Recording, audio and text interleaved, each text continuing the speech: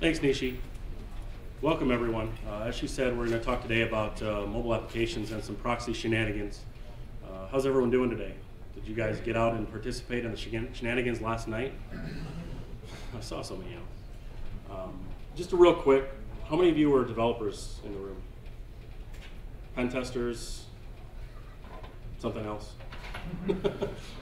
Anyway, so to jump right in, so we kind of probably all know why we're here. Mobile applications have exploded over the past few years. Right now, there's about 1.5 million applications on just Google and Apple app stores. That's a lot, and that has nothing to do with any of the internal applications that all of you are developing. So we focused this talk on just Android and iOS, specifically because we don't really see a whole lot of BlackBerry and Windows requests yet. I don't know if Windows is going to catch up to these two or not. Well, I guess we'll see over the next few months with some of the new releases. So obviously we know that these devices can do pretty much everything. I mean, I think back just a few years ago, '96, I think I had my first cell phone. It was about this big, looked like I was carrying a big 357 Magnum on my hip. And now I'm, hacking applications that run on these devices that do all of these things. I'm watching DirecTV and all kinds of stuff from my little mobile device. It's just crazy to think about all that. And this is why we're here. I mean, a real quick Google search, I think this took me about 30 seconds to come up with just a few mobile applications that have been found that have flaws and vulnerabilities over the past couple of years. And this is going to continue to increase. So obviously we need to employ our security practices that we currently employ in all of our web apps and our other client-server apps that we've been doing for years. For some reason, we're forgetting about it in the mobile space. We want to be first to market. We want to get there now, yesterday actually, and this is what happens. So why is the mobile space a little more risky? I think we all kind of understand that we have these devices on us 24/7. Obviously, it's in my pocket. I go into Starbucks or Caribou or a coffee shop and I see people all the time. They got their computers, they got their mobile devices. They get up and go get another cup of coffee, run to the restroom, and leave their stuff. Well, we're fast. If I wanted to steal that, jailbreak it, install something, and return it to them, they probably wouldn't even know it. What does that mean for your applications? We need to look at the applications from that standpoint. This is an interesting stat, right? So I just saw the other day that there are 6 billion cell phone subscriptions in the world today. Think about that. There's 7 billion people, right? That is a ton. I mean, not all of those subscriptions are for one person. I mean, I myself have 3, but still, that's an insane amount. Not all of them are going to be smartphones and run apps, but I guarantee you someday they will with some of the things Mozilla's doing with their new platform and stuff to target those smaller countries and so on. But 113 of these are lost every minute in the US alone. That has nothing to do with the rest of the world.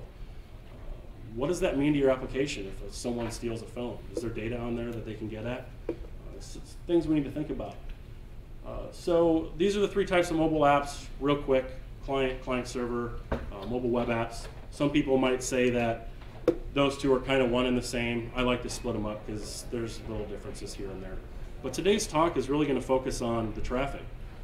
Most of the apps that we look at and do pen tests on utilize HTTP or HTTPS. And there's definitely issues when it comes to trying to proxy these apps. More so on the Android side, and Dan will get into that, than iOS, but there's also some things on iOS that we've seen recently that have caused issues. And we shouldn't be spending 2 days just to look at the traffic of an application. And that's not the point. The point is to secure the app. We should be able to do that quickly. So let's talk about that. If you've done any sort of pen testing or play with any of these apps, you've seen these screens quite frequently. Obviously, iOS on the left, Android on the right. So, proxying HTTP traffic in mobile apps is pretty straightforward, but not so when you get to SSL and TLS. In my mind, it's kind of like washing an elephant, right? I mean, you know what the end result is, but how you do it, I don't know how we got up there in the first place, but it's quite crazy. So I'm going to hand this over to Dan. He's going to dig into Android. Like I said, Android really is where we run into most of the issues when we're trying to proxy traffic. Android and Google have come a long way in the past year or so to help us in this respect. But anyway, Dan. So there are two different issues that we run into when we start proxying the mobile apps on Android. And first of all is setting up the proxy, actually telling the device or telling the emulator that you want it to use your proxy. And then if the application is using SSL, there are some issues there as well. So first of all, in setting up the proxy, there are a lot of options to choose between if you try and search around. You can use the settings in the emulator are different from the settings on if you're trying to test on a phone. It might be that you use a third-party app like Proxy Droid. If you're using the emulator, maybe you set the APN proxy setting. Maybe you give a command line argument to use an HTTP proxy. So there's a lot of things that you can do to try and tell it to use your proxy. And then the issue with SSL is that in native applications, they don't give you an alert that the certificate is not accepted. To say, yes, I want to trust it, as you would if you're testing a web application. And even in the Android browser, you can accept your proxy's certificate, but the native apps, oftentimes they just fail silently. It just doesn't work. So with all of these options that you have to use, we've tested many of them, the different ways to set up the proxy, and they're kind of inconsistent.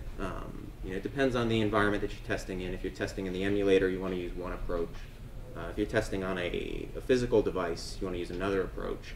And they don't work for all applications necessarily. Some of the options may only proxy traffic for your for web applications, but it might get ignored completely for a native app, even if it's an HTTP protocol, which is it's a little frustrating. Doesn't seem like it should act that way, but it's what we've seen with our experience so far. So we've taken sort of an approach of the least invasive and most successful process to the most invasive and most time-consuming process to get a proxy to work. And ideally, it works, on the left side of this, and you don't have to go way down the rabbit hole with trying to set up a forward proxy for the application, because that can be rather hairy. So I'm going to talk about how we go about doing a reverse proxy, the most effective way that we've seen. So first of all, you're going to pick a proxy tool, Burp, Fiddler, WebScarab, Zap, whatever your preference is. And the next step is going to be to import a certificate onto the device if it's an application that uses SSL.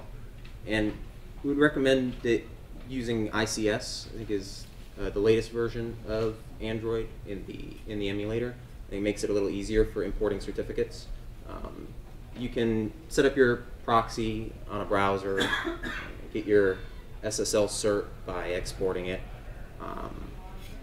and then you just push it onto the device, and this will work with the emulator or on a physical device. And then on the device, under the settings, security, there's an option to install from SD card, and that just trusts your proxy certificate so that when you set up the proxy, it's not going to give you that error at all. And then to configure the proxy setting in an emulator is really easy.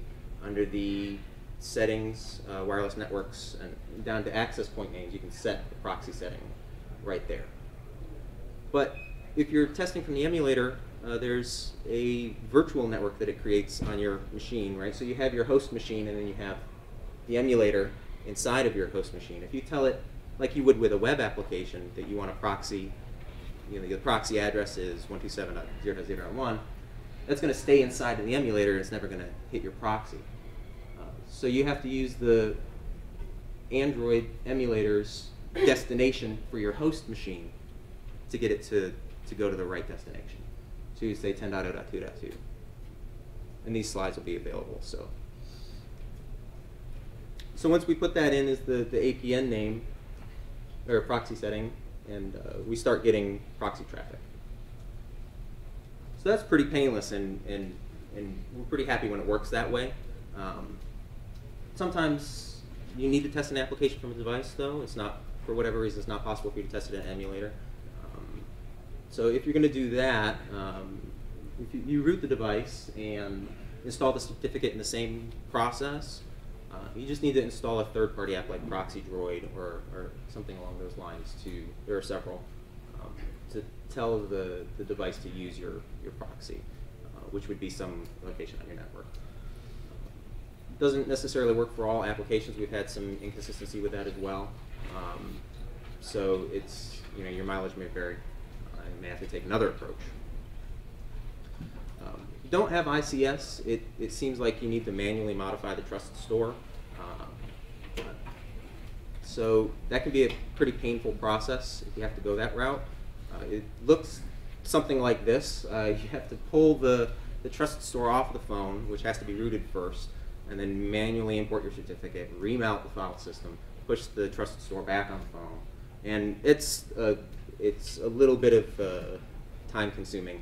So I would recommend, if possible, to use ICS when you're testing Android applications, just because it seems to be easier with that.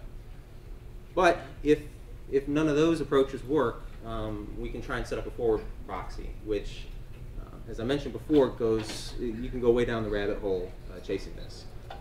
So hopefully the reverse proxy is going to work for you. But so a forward proxy, you're going to tell the application to use your proxy as the server that it would be talking to. And then the proxy is going to send that traffic to the real server, without, the application doesn't care. It's, as far as it knows, it's talking to the real server. But in order to get that to work, you have to either modify and recompile the source code, or you're going to have to try and decompile, hack the APK file, which is also goes way down there. I mean, you want to get away from trying to manually edit the binary files if you can. It's not very consistent. If you ever try to decompile and recompile a jar or the Java application, sometimes it works, sometimes it doesn't. So ideally, to do this, you would have source code, and you would just change the server name and the source code to the location of your proxy. So in this example, I'm telling it the proxy is 10.0.2.2, which is my host machine, and then the proxy needs to be able to support this forward proxy mode, and we've used Burp to do this. I'm sure that there are other ones that do. Same thing. So if you don't have this option, you can try and modify the binary by disassembling it. You got to locate wherever the URL is. It may be in a class file. It might be in a resource file. If it's in a resource file, it should be in pretty good shape getting the APK bundled back up. But if you need to reassemble class files, that can be very sketchy.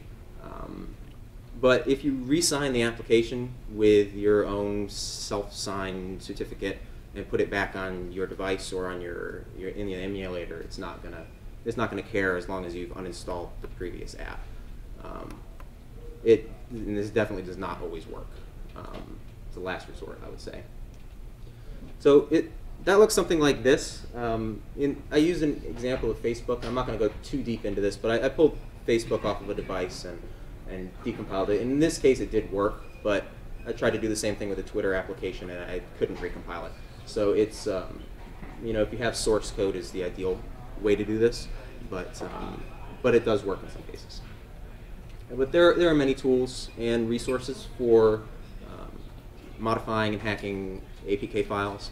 I've listed some of them here. You may have heard of APK Tool or Smalley. It's a very good Android APK decompiler. And then there are several places where people have done some research on that type of stuff as well. Ideally, reverse proxy will work for you. You want to avoid going down that route. So, and then I'm going to hand it back to Dave to talk about the iOS proxying. So iOS isn't as difficult, I guess, as Android is when it comes to proxying. It's just kind of always worked, pretty straightforward. But there's been some new things with iOS that we wanted to talk about. Obviously, trusting certs, that's the easy part. But what about this new found thing of cert pinning? You know, the recent SSL issues on Android research that was just released a couple of days ago about some of this stuff and how more people should do cert pinning from devices. Well, what does that mean for testing? It makes it much more difficult, right?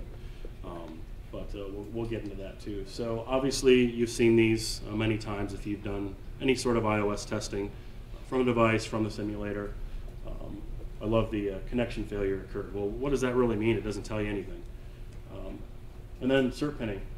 I don't talk to strangers. So the new thing, like I said, is at least on mobile apps, is the mobile app won't talk to anyone but what it thinks the server is. And they do that by validating the server cert. So I'll kind of go into step by step too. Like I said, this isn't quite as interesting as the Android stuff and doesn't take as much time. But reverse proxy is real straightforward. Pick your proxy. It doesn't seem to matter which one you use in iOS. With Android, there's some other issues with some of the traffic, but you know, I've used all of them. They all work fairly well. Step 2 is adding the CA to the device. There's many ways to do this. I myself like to use configuration profiles. They're much easier to add and remove with the iOS configuration tool. But as you can see, you can add just the cert itself and install it, remove it every time from your device. But I do this for many reasons. I install it and uninstall it to many, many different devices quite frequently. It just makes it a lot easier for me. And then step 3 is set up the proxy. Like I said before, most of you have done the testing before, have seen this screen. It's pretty straightforward. Obviously the device or simulator have to be on the same network as your proxy, and you set your proxy and port, and you should be good to go at this point. And we're happy, happy, happy, as Phil would say from Duck Dynasty. But that's the easy one. What about the simulator? So the simulator is good and bad. So obviously most of you who know the Mac know that the Mac has a key store, keychain. Well, the simulator doesn't use it. It has its own keychain, and it has its own trust store. The reason they do this is because they want it to look and feel like the actual device itself. But it makes it a little bit more difficult to test. Early in iOS, there was a Python script release that would add your cert to the trust store, but that doesn't seem to work anymore. It only added the SHA-1 hash of the cert, but you need a little bit more.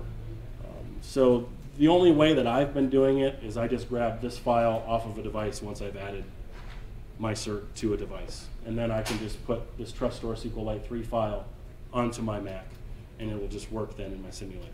Seems to work pretty straightforward. Other than that, I'm sure we could look into updating the Python script. But most people who are doing some sort of testing would have access to a device too. And then you always have it as long as you don't change machines or update your proxy.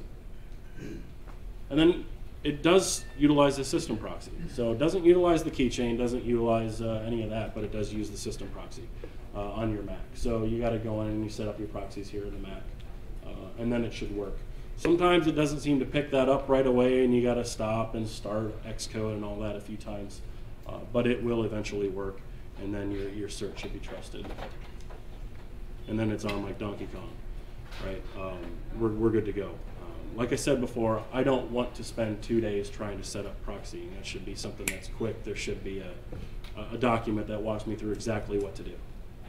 And there's thousands of them on the web, but some of them work, some of them don't. So cert pinning. Like I said, we've been seeing more of this. Twitter does it. Some of those social networks and so on are doing more of this, where they say, I'm not going to talk to anyone but who I think the server is. And that does cause issues when we're testing.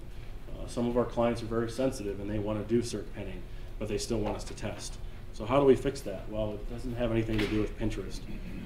But this little tool here, it was released at Black Hat by ISEC partners called SSL Kill Switch. It is awesome. It basically works on a jailbroken device. It's a mobile substrate extension that disables cert validation and NSURL connection. And it works really, really well. So well, in fact, that it scares me a little bit that an attacker would install it on your device and hook you up to their proxy, and now they've pretty much compromised all of your traffic. But it's really, really good. So does, I mean, like if you have a client server app, like let's say the Time Order app that installs on iPads, and it actually checks the SSL certificate. Yeah, it shuts it off. You know, because those are all using NSURL connection, at least at the So low end. it's not just for like the No. web browser. It's for the entire device. It shuts it off. Yeah. Is there an Android version of that? So at Black Hat, they talked about an Android version of this. It was supposed to be released 2 weeks after Black Hat. I haven't seen it yet, and I haven't talked to them, so I don't know if it's something that they're coming out with or running into problems. It didn't seem to be as straightforward as this. I mean, this is an easy install. I mean, it installs in less than a minute. You know, it's on Cydia, so it's great. So this is what Twitter looks like before it, right? So like I said, Twitter is doing cert pinning. This is my iPad. I get this weird error that doesn't really tell me anything. It says I can't connect. So I install SSL Kill Switch. Voila, look, I've got traffic and I've got Twitter working. It just shuts it off, the cert validation. Like I said, it's good and bad. It helps me when I want to test, but it also helps the attackers. And it's scientistic, right? So, so summing it all up, it's interesting, right? So when we submitted this talk a few months ago, it was even more difficult on the Android side. ICS hadn't come out really yet. The cert upload and trusting thing didn't even function. I mean, most of this talk was really focused on Android, because iOS has always just kind of worked. But we always had issues with Android. It never seemed to work the same with different apps. And we still run into those issues. But I think, you know, step one here, determine which method works for you or your app and stick with it. Obviously, we want to do a reverse proxy as much as we can, but sometimes that's just not going to work. And know any SSL gotchas of whatever OS you may be testing, whether it's Android, iOS, or whatever else. Now, here's where we come in, and OWASP should come in. The only difference between screwing around and science is writing it down. Like I said, there's thousands of these guides of how to do this out there. Some of them work, some of them don't. What we want to see is we want to see this as part of the mobile project, and I'll talk to Jack about this, is providing these guides so we don't have to waste days at a time trying to set up proxies, because that's not the point. The point is to test the apps and make sure that they're secure as can be. Right now, we have internal guides that we're going to donate to at least get the ball rolling, and then anything else anyone else has seen, we can add and modify at that point. Obviously, this is focused strictly on HTTP and HTTPS. If there's apps using other protocols, there's Mallory and other things too. But for the most part, I think I've seen one app that uses UDP, and everything else is some sort of web service or using backend HTTP or HTTPS. And that's it. This is available for download. Yeah, you're fine. Right. It's available for download here. I believe it's going to be on OWASP site too. Yeah, questions? When are you going to post or contribute the docs? Hopefully within a couple weeks. We just got to organize what we have because it's kind of all over the place. And then hopefully we can get the community to add the things they know and do and so on. You said Android stuff's been getting better over the last couple of years. Any feelings for whether Jelly Bean is another incremental step forward or makes it easier, or does it introduce new problems? So, I mean, we were having this discussion the other day, and you can talk to some of it as well, but there are some security stuff that is suspected that they're implementing that we know that they're going to implement. Like, I think the next version of Android is going to get SE Linux, and what was multiple user profiles on the device. And that's the next one. What about Jelly Bean? You guys have any experience with that? I'm not positive what the differences would be off the top of my head.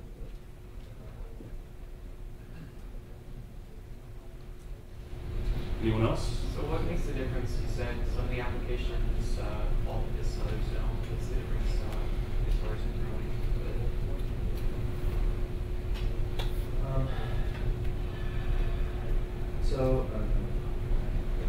Specifically, so we have, with the reverse proxying of the native applications, if you use, one of the examples I gave was using a third-party proxy tool to, if you're testing from device, and for whatever reason it only works with certain applications. There's random times we can't get it to work. There are instances with cert pinning where we can't do reverse proxy and we have to do forward proxy. So that's another example. Because you can forward proxy over HTTP. You can tell it use my proxy without SSL, and then if the real server is enforcing SSL, you can tell your proxy to do SSL on the back end, and the app is ambivalent. So yeah, I mean, that's another as an example, one app we tested was doing some cert validation. It's from VeriSign. I mean, it wasn't really doing cert pinning, but it's make sure it's from VeriSign. So we tried the forward proxy and it just bypassed that piece in the code. So now it's not verifying because it's not SSL anymore. So that's really the use case for that sort of thing for forward proxy. I can't think of any other. Yeah, I think the main thing is just the difference in what approach you need to use depending on the environment and then depending on the type of application. If it's a web app, you can use option A or B, but if it's a native app, you need to use C or D, and that can be kind of confusing unless you have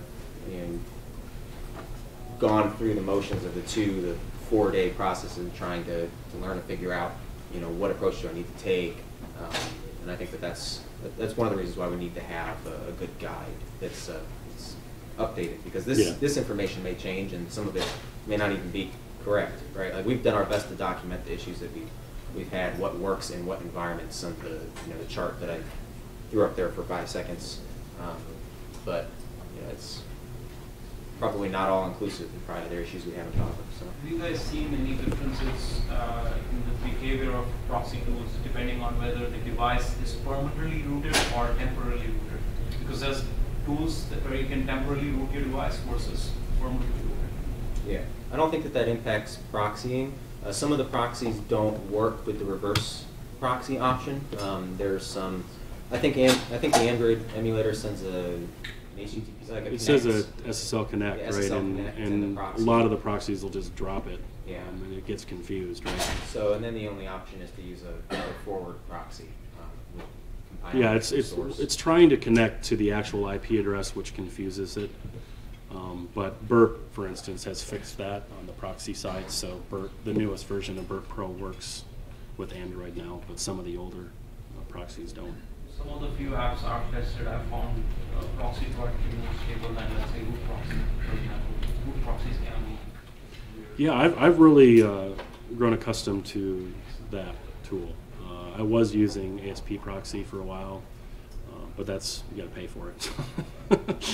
To give you an example, like when I do Android testing, I don't have a permanent root on the device that I use. I usually test from the emulator, but if I need to test from a device, I don't have a permanent root. I usually use PS neuter, which is a reboot, and then it's back to normal.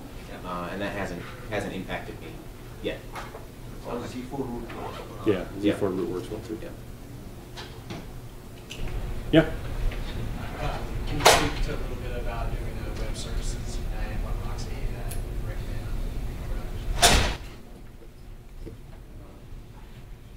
I mean, from my standpoint, I use Burp. I know Dan and others like the Zap proxy, but they all work just fine for any sort of web service testing that you'd be doing. It depends on how many custom requests you want to create and how you want to do that. Some of them work better than others, but I'm pretty much a Burp guy just because of the Android thing too, with the way it does the connects. But Or SOAP UI, right? yeah, SOAP UI works pretty well too as far as sending direct web service requests. If you're talking SOAP or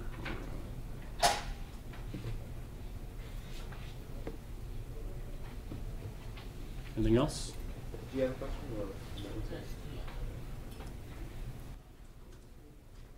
Well, thanks. Appreciate it.